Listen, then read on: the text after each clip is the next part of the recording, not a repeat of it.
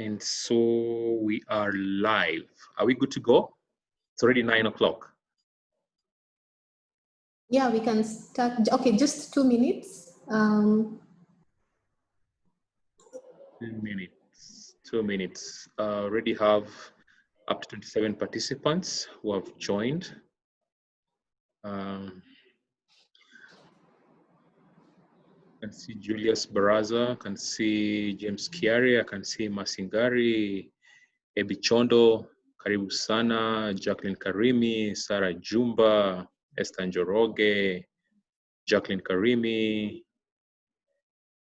Someone is joining in, Elizabeth Munywa, Damasil Bernadette. So whenever you're ready, Agnes, that we may kick off, whenever you're ready.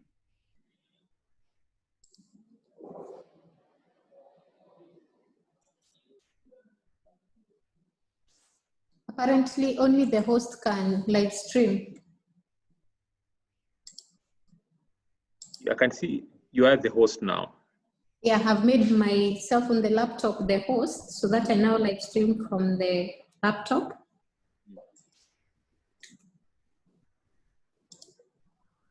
So are we good to go? Yes, yes. Awesome. And 3, 2, 1. Good morning, everyone. Thank you so much for finding time to join me for yet another session for Agile 101. I know this is the most valuable time of your morning, the most productive time.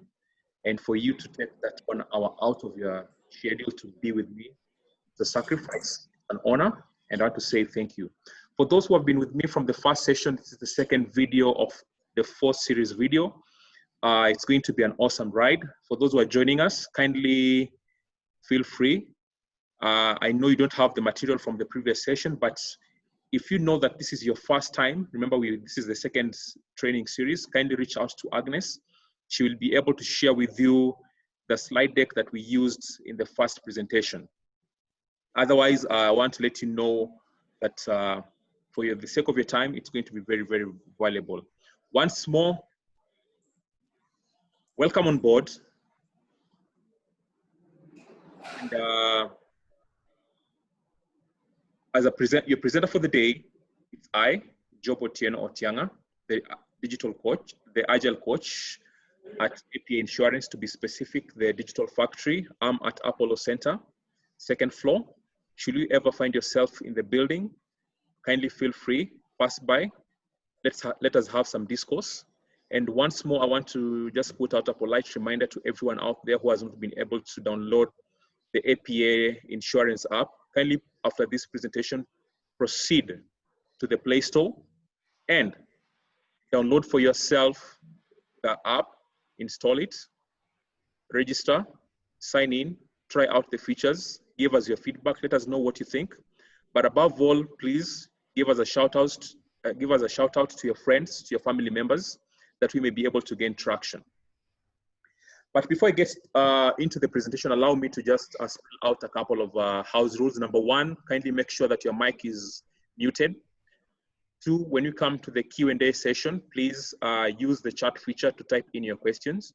But I'm going to encourage you to join us in the live conversation by simply going to the participant icon, click on your icon label, then click on the raise hand feature, and Agnes will be able to see you and then loop you into the discourse.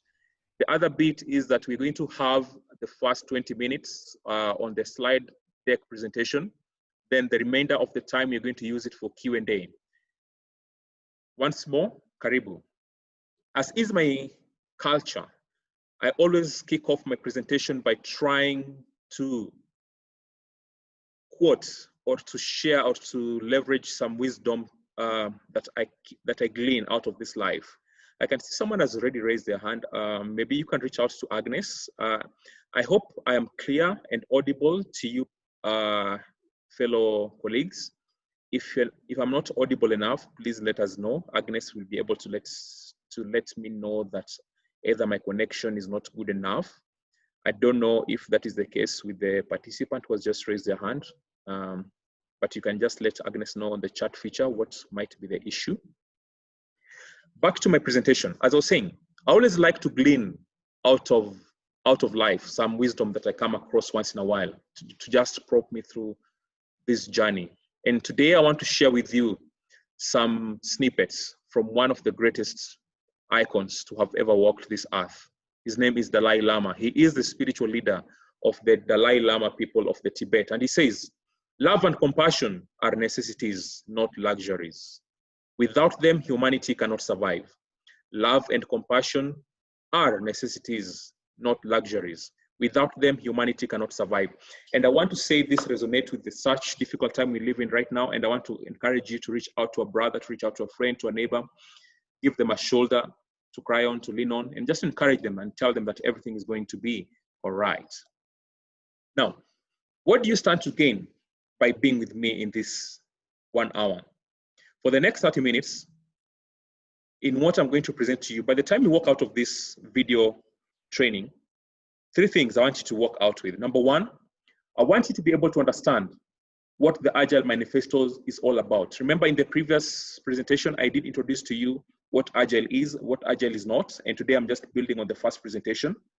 So today we should be able to understand what really is the Agile Manifesto. This is where the conversation on Agile journey actually began, and today you're going to be able to be part of it. 2, be able to understand the basic fundamentals of Agile and its value proposition to business and to the organization within which you work in. Remember, you need to look beyond APA.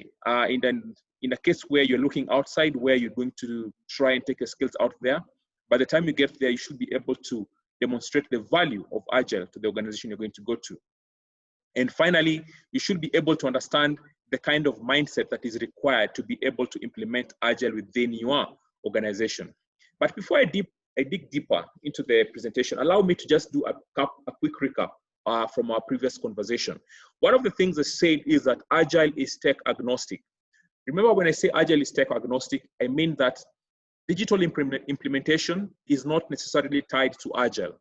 Agile simply offers a platform onto which you can build your digital capability. So it provides you with those building blocks that you require to successfully do 1, business transformation, and 2, digital transformation.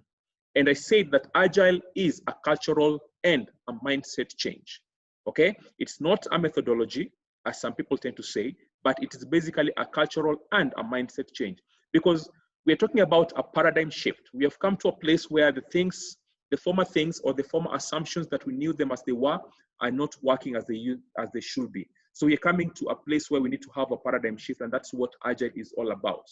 And the third thing I said in the previous presentation is that Agile has nothing to do with IT, but basically what it is, it's an innovative way of working, not just within the technology space, but also within the business space. Now, to help me articulate my further thoughts on Agile, I've prepared a video for you that you may be able to see the kind of gaps that Agile tries to fill. And by going through this video, kindly let me know what you think and how it fits into this context. I hope you can hear the sound. In most organizations, it seems to take a long time to get things done. Part of the reason for this is not that each of the actions required takes a long time, it's that things actually spend most of the time in various queues waiting to be worked on. Here's a fairly typical example. It's a feature that took a total of 46 weeks to deliver from when it was first captured. Of that time, it actually spent 38 weeks waiting in various backlogs and queues. You may not believe it, but if you do the same thing in your organization, you'll probably find something similar. It is not unusual for the amount of waiting time to be in excess of 80% of the total time taken. Seems crazy, doesn't it? The thing is, most organizations are blind to queues.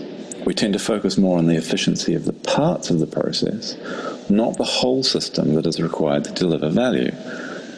This hides how long it takes to deliver value end to end. Part of what drives this blindness is that we have a really poor understanding of how much the delay is costing us. Our gut feel about the urgency and value of things is often quite wrong. For instance, when we worked out the cost of delay for this feature, we discovered that it was actually worth over $200,000 per week. So, the 38 weeks that this opportunity spent waiting in various queues actually cost the organization almost $8 million in revenue. If they had known the cost of delay earlier, they would have done a number of things differently. If we are to make better decisions, we need to understand how the value of the things we are working on is leaking away over time. Knowing the cost of delay means we can put a price tag on all these queues and waiting. So, understanding the cost of delay helps us in three ways. Firstly, it helps us make better decisions by making the economic trade-offs visible. The value of speed over efficiency is easy to understand. Secondly, it helps us with prioritization. By using CD3, cost of delay divided by duration, we actually deliver more total value for a given capacity. And lastly, cost of delay helps us to change the focus from dates and cost estimates, which can encourage the wrong behavior, to speed and value. Put simply, cost of delay is a way of communicating value and urgency. Without information about the cost of delay, the system will optimize for other things. For more information about cost of delay, take a look at blackswanfarming.com.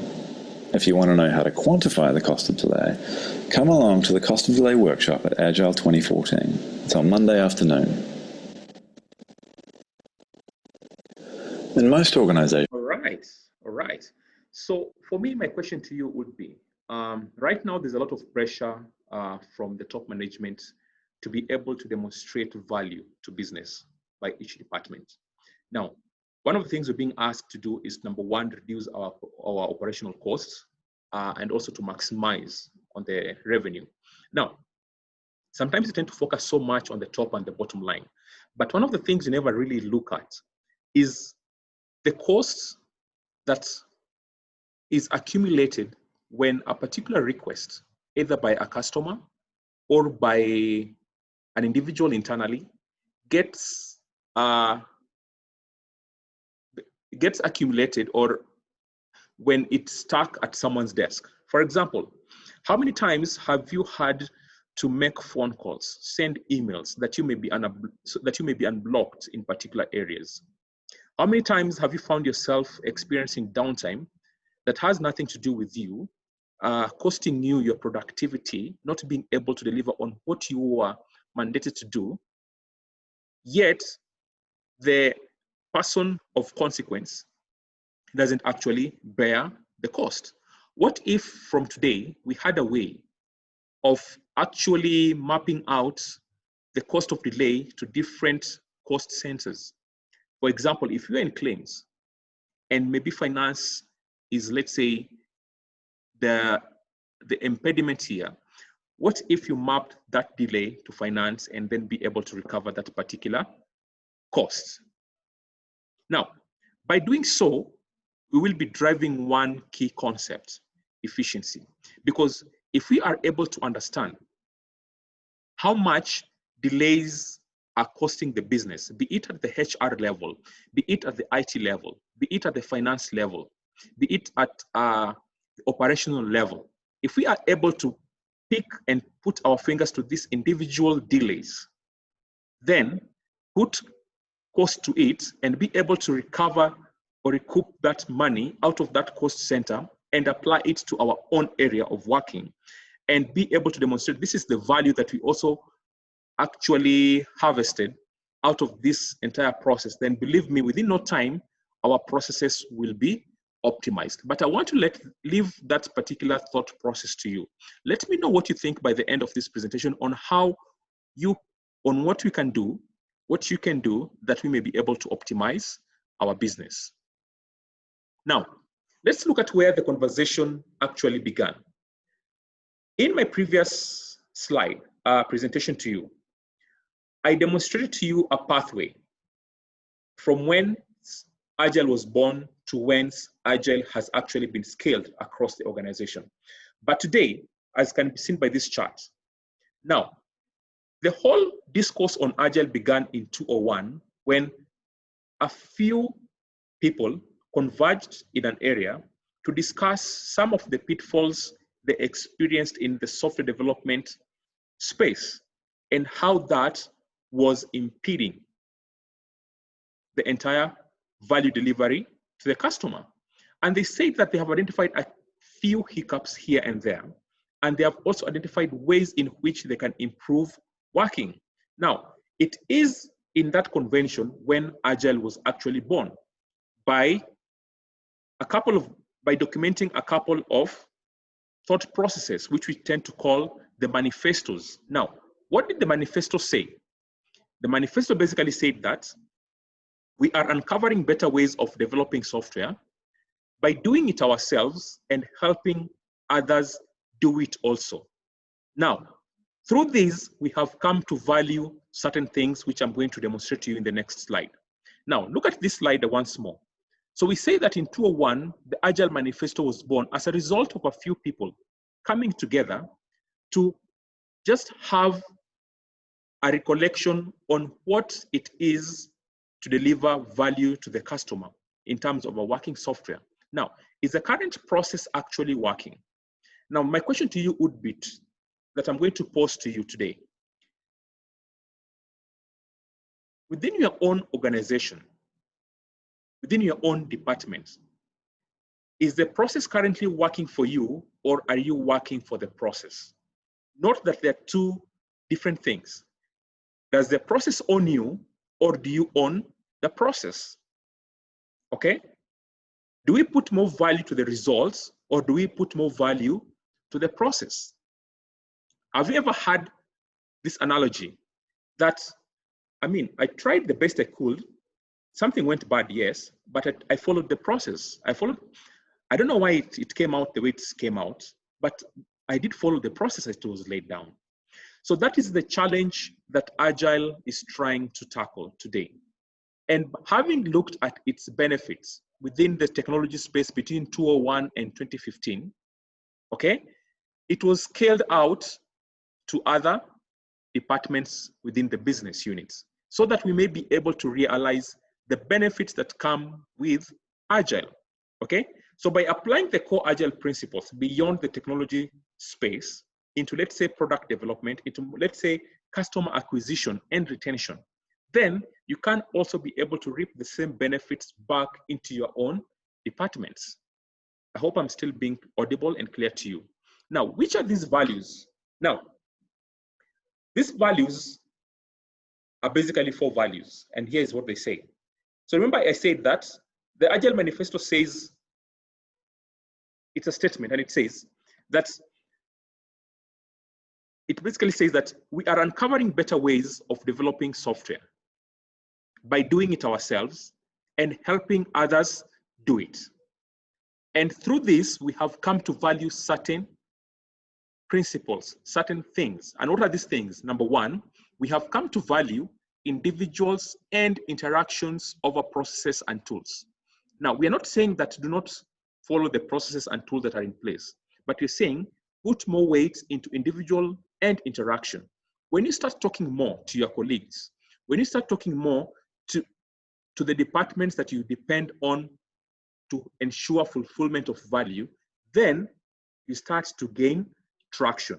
When you move out of email, like, okay, dude, I sent you an email last week. Why haven't you replied?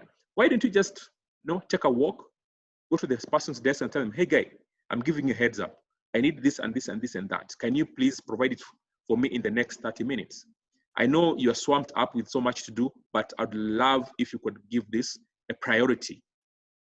The other thing they're saying that we have come to value customer collaboration over contract negotiation. Sometimes we tend to focus more on the fine print rather than what the customer actually expects. Now, it's often been said that customer is the king. Now, this has evolved over to mean customer is gold.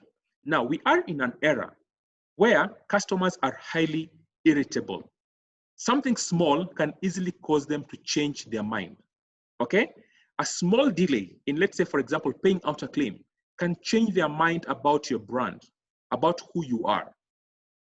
Those minor or minute experiences are what will determine your brand value in the future. And that's why more and more conversation is being driven towards what we call customer experience. Customer experience. Customer experience. So we're not saying that don't focus on the fine print, but get to know your customer. So think about it this way. I might know you, but I don't know more about you. So we need to move from, I know you as John Doe, but I know you as John Doe who is married with 2 kids, loves to play golf over the weekend, okay? Loves to take sushi, loves to go out for a glass of whiskey with his friends, loves to drive a sports car, loves to take his kids out for holidays. You see, that is, you've gone a step further. That's what you call customer experience. Now, the other thing we're saying is that we have come to value working software. Remember, I know right now I'm talking to business people. And remember, like I said in my previous slide, Agile in business today is actually a scale up from Agile in the technology space. That's why you keep seeing this technology, some of these technology jargons. Now, I say, when we say that a working software, think about it this way, a working product to your customer.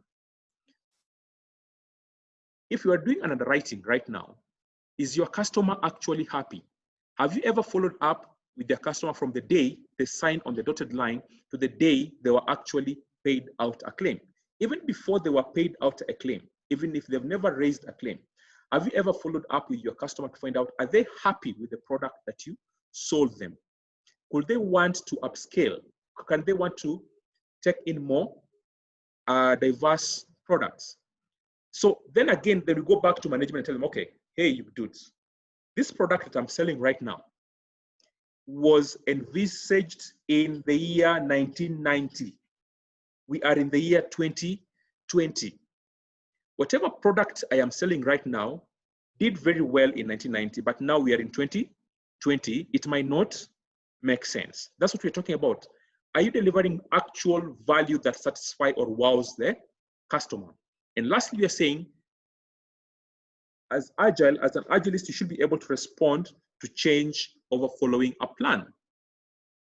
Say yes, you have sold a product to a customer, and then they come back to you that they want to amend the details of that product without necessarily having to incur an extra cost. How do we respond to such changes?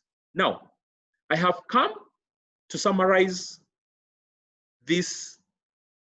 Sorry, before I go to that, in addition to those 4 values, there are 12 other supporting principles. And I'm going to share this slide deck with you, so you don't have to worry about writing down notes. You're going to have it after this. Agnes, please make sure you send it to the entire team. So the other supporting principles are, number 1, make sure we satisfy the customer. We welcome change. We deliver frequently. We deliver value frequently. We work together, and so forth. Now, here's the key thing you need to understand about these values. Number 1, values are designed to be a starting point. They are designed to be a starting point. These values and principles are designed to be a starting point for conversations to take place.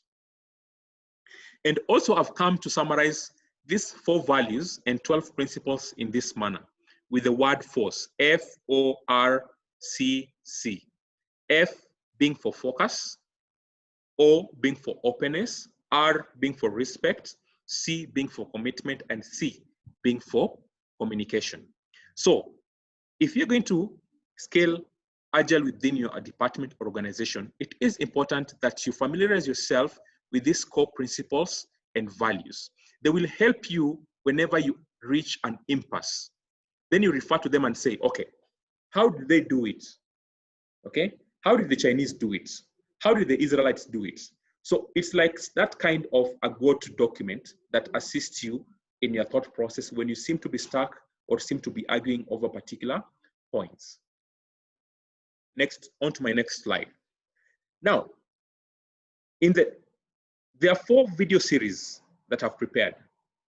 The first 2 series was meant to lay down the foundation. The last 2 video series will be actually practical. And in those 2 series, I will expect you to be next to your computer so that we can have an actual working session. This is to assist us to get there. Now, in building this foundation, I'm going to introduce to you the different Agile frameworks that exist today in the market. We have Scrum, we have Kanban, we have extreme programming, we have feature-driven development, we have test-driven development, and so forth. There are different frameworks, but the most common one is Kanban and Scrum. Now, for the sake of quick traction, we are going to look into Kanban in our next video, how to use Kanban. Okay, so don't miss the next series.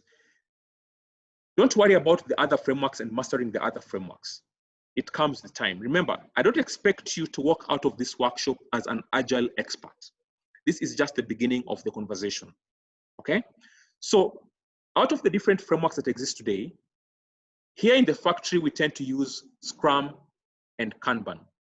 But for the sake of learning in this series, we're going to use Kanban, because Kanban will lay for you a foundation to start having that thought process on how do we do Agile in the organization.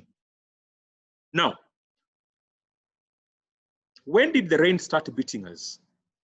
So before Agile, what came first? So this is the case of the chicken and the egg. Which one came first? Now, before Agile, the most preferred and go-to, and is still being used today, project delivery methodology was what we tend to call waterfall. Now, why do we call it waterfall?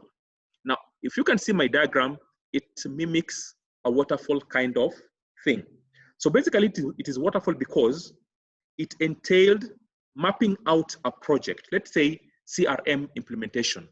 So the project is divided into sequential phases or stages, okay? Now, before you can begin a new stage, the previous stage had to have been finished and signed off. Then you kickstart the next process. That's the waterfall idea. Now, waterfall was good, but in that era. Okay, it worked in that era. Why wasn't waterfall, why did it cease to be meaningful in today's era? Here's the thing. Waterfall tends to be more project-centric, and it is suitable for long-term planning. Unfortunately, remember I talked about giving more value to your customer. Look, let's remember the 4 values of Agile. One of them is customer, collaboration over contract, negotiation. So no longer are we giving the project more focus, but we are giving the customer more focus. We're saying we are moving away from being a project-centric organization to a customer value-centric organization. Now, if there's something that COVID-19 has taught us, if there's any lesson that you can ever take away from this particular season we are in, is that long-term planning, while it was good and it is still good, doesn't cut it anymore, okay? You have to be able to move away from long-term planning to short-term planning, because customer needs are constantly changing. How then do we adapt to changing customer needs if we tend to have long-term plans, okay? Then the issue with waterfall is that the plan tended to have driven everything. But we're saying we're moving away from a plan-driven methodology to a more cross-functional team. And we're saying we want a team that is made up of different skill sets. Then we are saying within the waterfall project, because of the different phases, it was more siloed. People focused on their own thing, in their own cocoons, right? But you're saying we want to move away from silos to more networked teams. You're no longer a claims officer, but you can be in claims, you can be in finance. You're not just an underwriter, okay? But you can also be in the technology space. For example, if you're constantly having issues using the CRM, go to the IT team and challenge them, please move my CRM to the cloud, and give them different use cases. Then, in the old method, there was no room for feedback. But right now, we're talking about that we welcome change, okay? And we value lean teams. So these are basically some of the reasons why waterfall ceased to be more valuable, and we moved now to Agile. And we are constantly evolving Agile. That's why today we are talking about DevOps. By the way, DevOps is an evolution of Agile. So it is constantly evolving. We're no longer stuck in the old thought, okay? This is how it was before. So if you had an initiative, let's say CRM implementation, you'd say, we have 2 years within which to implement CRM, okay? And we're going to divide it into different distinct stages. We're going to divide it into the planning stage, then you're going to have different milestones. Milestone 1, we have servers in the data center. Milestone 2, okay? We have already brought in the expert. So we have the different milestones. Remember, the customer hasn't even tasted the pie, okay? Then you're saying, in the old way, we knew exactly what to build and we knew it was right. We knew the specifications, okay? We knew what the customer wanted, or what, at least what we thought, okay? Then once we did, remember, let me just take you back a bit into my waterfall. So here it is. In the waterfall, these were the different stages. We had requirement stage where you had to gather your requirements. Then you went into a design and architecture stage where you design the entire solution and architect it. Then you called in a few developers to build for you the actual thing. Then you go into a testing phase like alpha, beta, and then you go to a big bang launch. Then you implement it, you go live. Then you have a period of support and maintenance, and everyone is good and easy. But then you're saying, okay, then you say, we go to code, we stabilize the code, okay? We wrote all the code months before we shipped it, and everything was in a room. As in, remember here, once again, the customer knows nothing about what is currently going on, okay? And we said, okay, the schedule was perfect. We knew when to take out the beta, and we knew when to go to live. Everything worked out properly. Here was the problem, customer feedback. Having spent 1 year in the factory building a CRM or implementing a CRM solution, then when you come to demonstrate to the customer needs this change. The customer tells you, hey, Maze, I need this added, I need this removed. And you're like, man. Then you say, okay, okay, I think we can work with that. Okay, we need to get it quite right. We understand your feedback. Unfortunately, guys, we are still booked for the next 1.5 years. So we can't really take in your feedback. Yes, we have heard you, what you've said, and you're saying, we already booked, sorry. Once we plan for the next release, then we'll give you whatever you want us to give you and remove whatever you want us to remove. Unfortunately, team, this did not work. It didn't cut it at all. You can imagine pouring out millions of dollars into a CRM implementation, then end up with what doesn't work for you. That is the challenge today, ladies and gentlemen. Now, in order to be able to do Agile, there are a couple of things you need to have in place. Remember I said before, Agile is tech agnostic.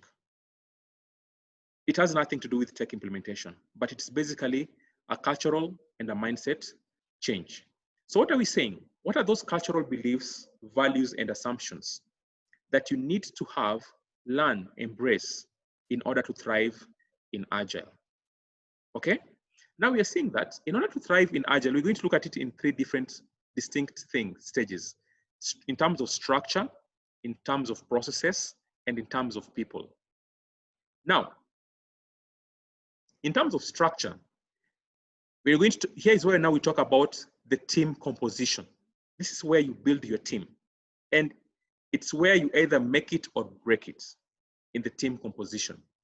The first thing you need to understand and embrace is that Agile is or advocates for cross-functional teams.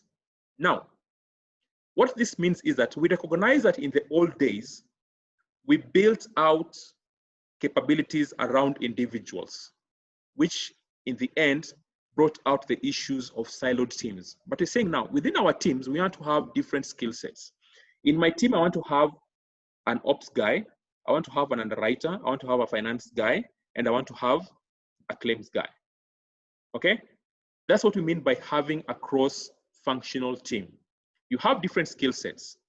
Now, where there are certain skills lacking, then as a team, you start to build out those skills. You start to backfill within your team to ensure that you have the right skills by the end of it.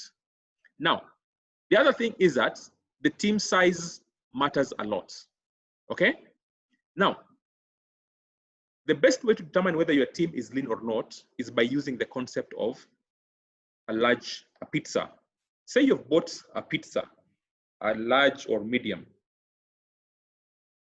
If each person can't get a slice, that means they have to share out the slices. Like I take my slice of pizza and break it with Maureen. Then it means the team is too big. You need to break down that team. So within Agile, it's not that we're saying that you're going to fire some people, no. You're going to have what you call squads, okay? So you have squad A, squad B, squad C, squad D, okay? Now the different squads make up a tribe. So you're going to have a tribe leader, and within the different squads, it's like having age sets. Now the different squads are going to have also team leaders. And each squad is going to be responsible for delivering a certain value. But every squad eventually aligns to the overall tribe goal. So as a tribe, you work towards a particular goal. Now, being lean also means there'll be more efficiency within the team. Now, the other thing is that leadership is at the team level. So leadership is encouraged and nurtured at the team level. Why? Because in Agile, decision-making is bottoms up, not top down. As a team, you make a decision on how you want to work, what you're working on in alignment with the strategy you have in place, okay? Decisions on what is prioritized, what is deprioritized is driven by the team, okay?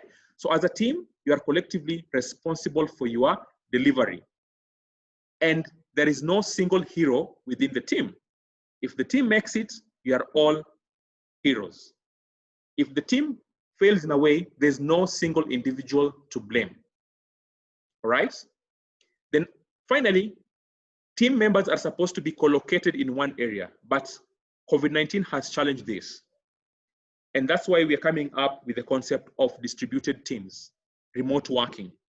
We have different tools that today make it possible. Like today, we are using Zoom.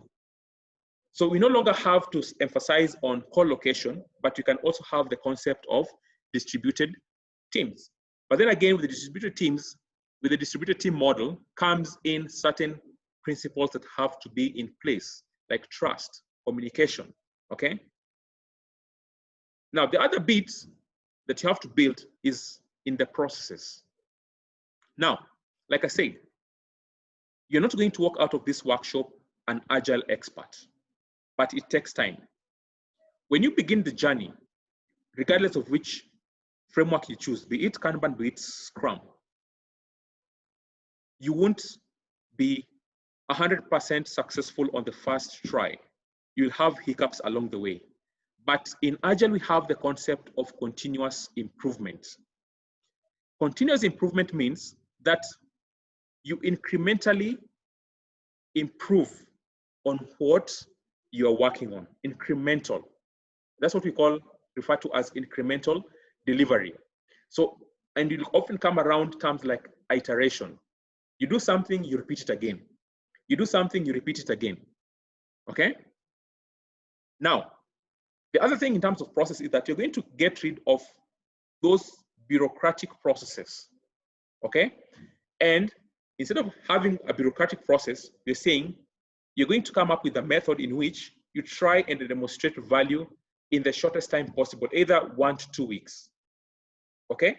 And finally, we're going to say that change is the only constant in our work environment. Reason being, we can never foresee everything at the onset, okay? Requirements will change, ideas will change. So you have to be able to welcome change. Then the people bit, and I love the people bit. I'm so big on digital transformation. And one thing that I've come to say is that digital and business transformation can never happen without the people. The journey towards successful business and digital transformation begins with the people bit. It's the conversation that you begin to have as an organization with the people, okay? This is where, as an organization, as the management, as the board, they are fully sold out to the people that this is where we want to go and this is what we want to do, okay? Because if you miss out the people concept, then you miss out on the entire idea. So now, remember I talked about individual blame game, cease to be or exist within agile environment. And you're saying, we are moving away from the concept of individual KPIs to the concept of team KPIs. So the KPIs are made known in the beginning, the performance metrics, and we all as a team align to them. So the individual KPIs are now unified to what comes to be known as the team KPIs. I hope I'm being clear on that. And should you have any question in regards to this, please hold on to it till we're about to go into the Q&A session. Now, the other bit is, let me go to the next slide.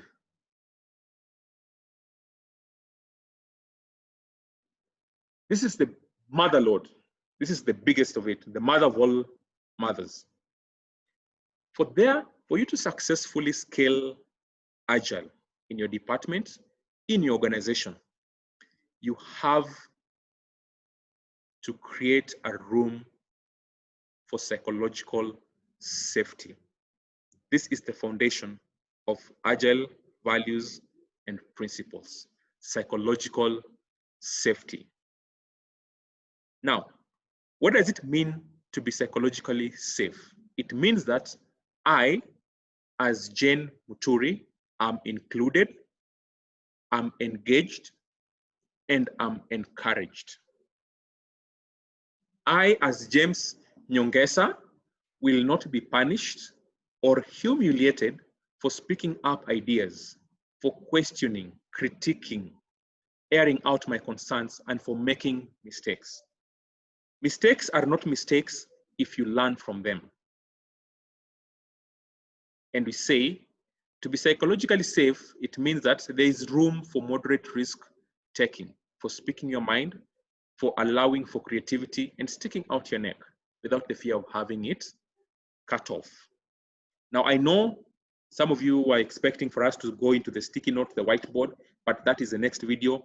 Please don't miss the next session because we are going to go now into the actual work itself. That is where now the rubber is going to meet the road. So that brings an end to my presentation. So this is where now I welcome all your questions. Once more, thank you for those who are joining in from the branches here locally, from the White House, from the different, from Uganda. Thank you so much. I really appreciate the confidence, the trust. And it's at this point where I'm going to welcome you guys to air out your concerns. The floor is open to questions. Over to you. So I have allowed everyone to unmute themselves. So if you have a question or a concern or any comment, you can just unmute yourself now. You have all the rights.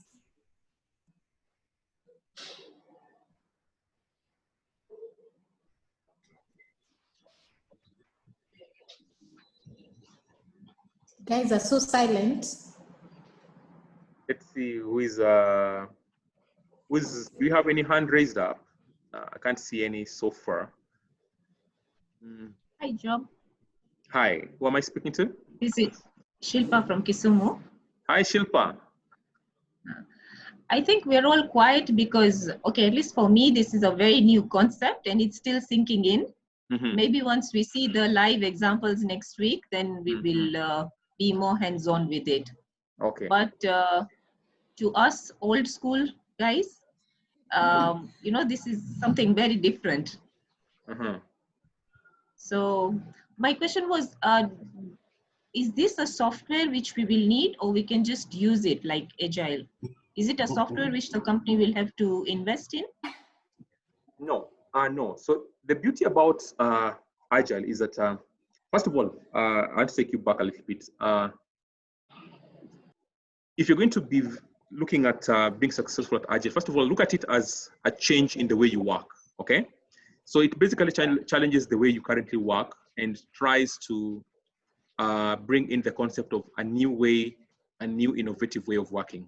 So there are tools. Now, being Agile, for example, in this concept, you are in Kisumu, I'm here at Apollo Center in Westlands. We are able to have a discourse together.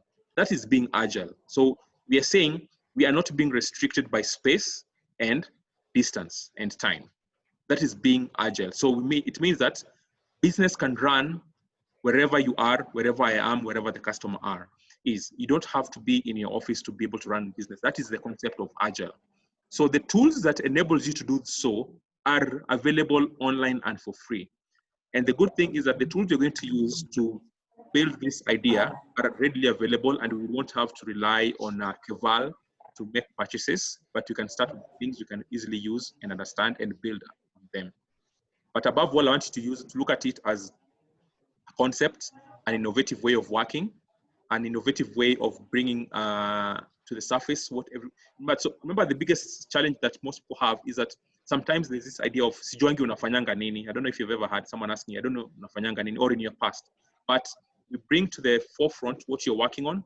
Everybody knows what you're doing, where your challenges are, by having daily hurdles like 10-minute stand-up meeting. So yes, we'll have all those tools to use. Okay, that'll be great. Yeah, looking forward to that. Awesome, thanks.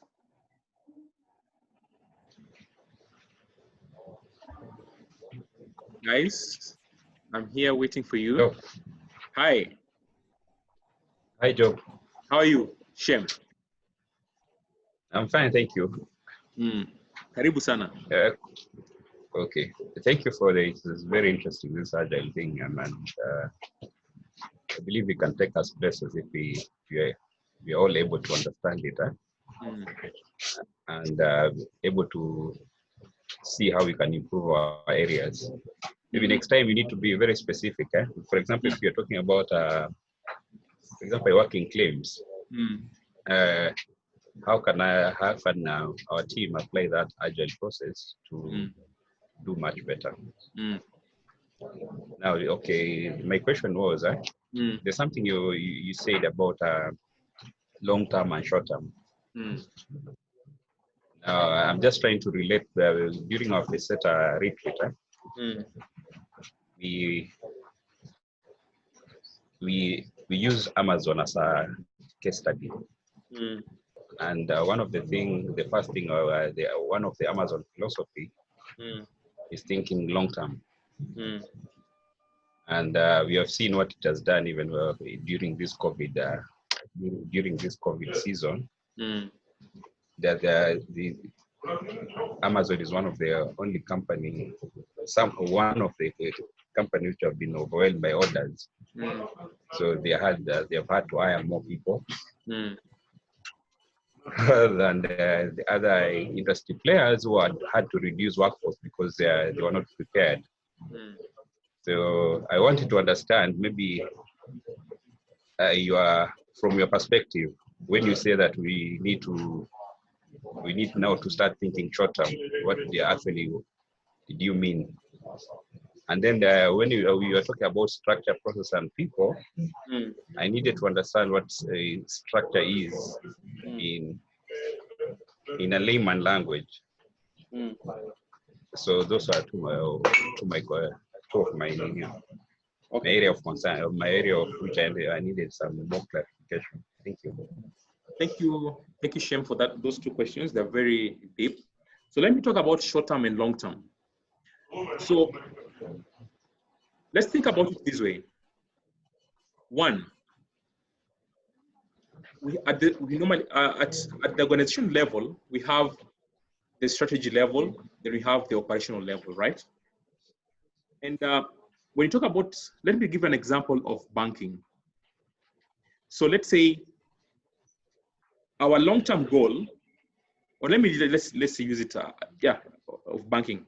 Our long-term goal, our long-term strategic goal could be to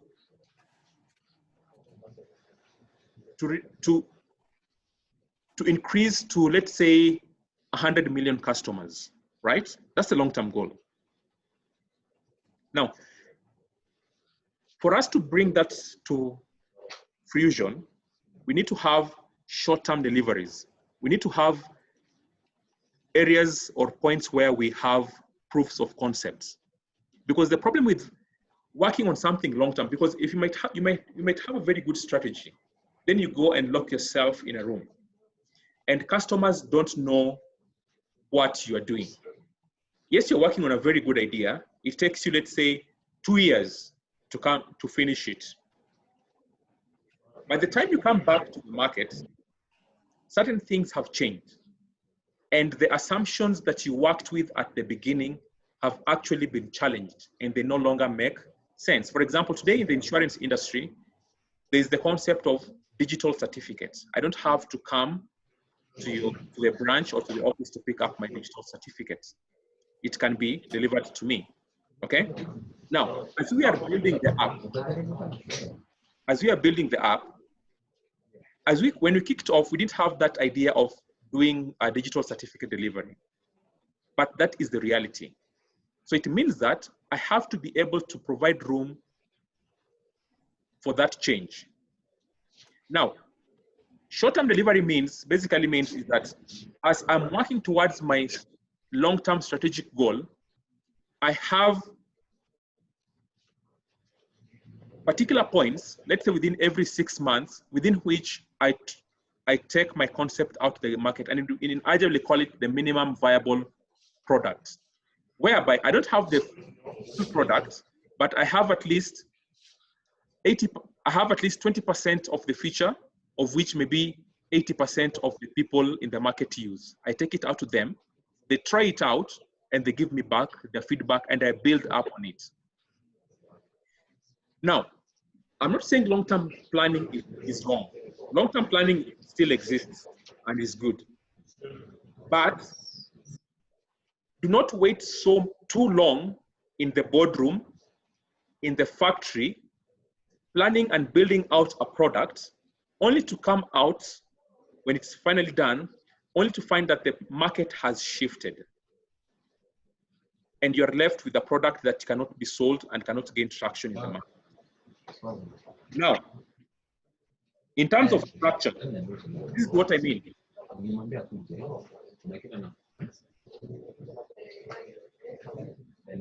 Think about it in terms of people and processes. Now, in your structure, how do you bring out the concept of accountability within the team? How do you bring out the concept of do not leave a man behind? Think about it this way right now in your team. There could be someone who is struggling with an issue. At 5 o'clock, everybody walks out and goes home. They're left in the room, in the building, trying to complete something that they're struggling with. Nobody knows that they're struggling. Now, when it comes to day of KPI review, then you say, like, we go like, okay, Silas, why haven't you been able to deliver? Then they're like, oh, I've been facing these challenges, blah, blah, blah, blah. But why haven't you brought it out to the forefront? Things like, if I'm unable to do something within the team, is there a skill that exists within the team that can give me a backup? I could be good in financial things, but I might be weak in another area. So when I'm building up a team, I need to consider my entire workflow and ensure that it supports those capabilities. So I may have someone who knows a little bit about computers. I may have someone who knows a little bit more about Excel worksheet. I may have someone who knows a little bit about, let's say, Microsoft PowerPoint and so forth. So I have all the skills I need so that when someone is stuck, I can actually be able to call out on someone within the team to assist. So structures are very important such that, two, By having those different skill sets and making them available to everyone, then we start getting rid of silos that, oh no, this is what I work on, this is the only thing I know, and this is what I focus on. See, I focus on this. But by opening up everything, then I'm opening up the team to be able to learn new skills and new ideas. I want to bring out the concept of openness. That is what I mean by structure. I don't know if I was able to answer you, Shem, in any way between the short-term planning and the long and the structure element. Okay. Thanks for the thumbs up. Do we have someone else? Tim?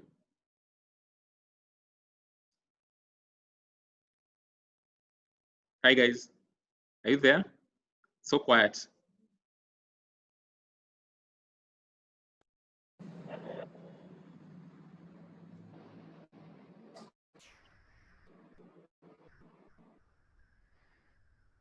Hi, guys. Anybody?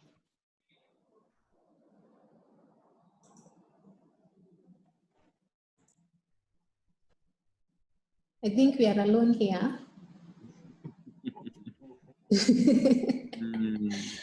So guys, you can see what I'm sharing. That is the training calendar for the month of July. And as you can see, job has started us off well. So this calendar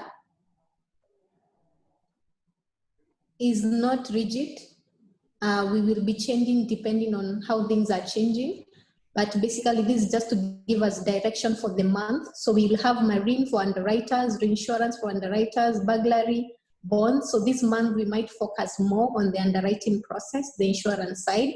But also at the same time, we'll have a session on claims process, and all of you will be invited.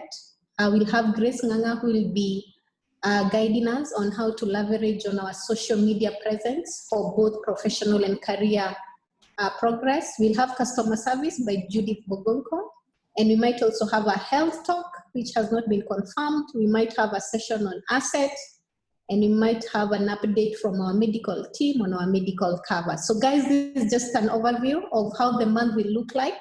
And again, if you feel there's a training you would like us to focus on, either for you and for your team, you can always reach out to us.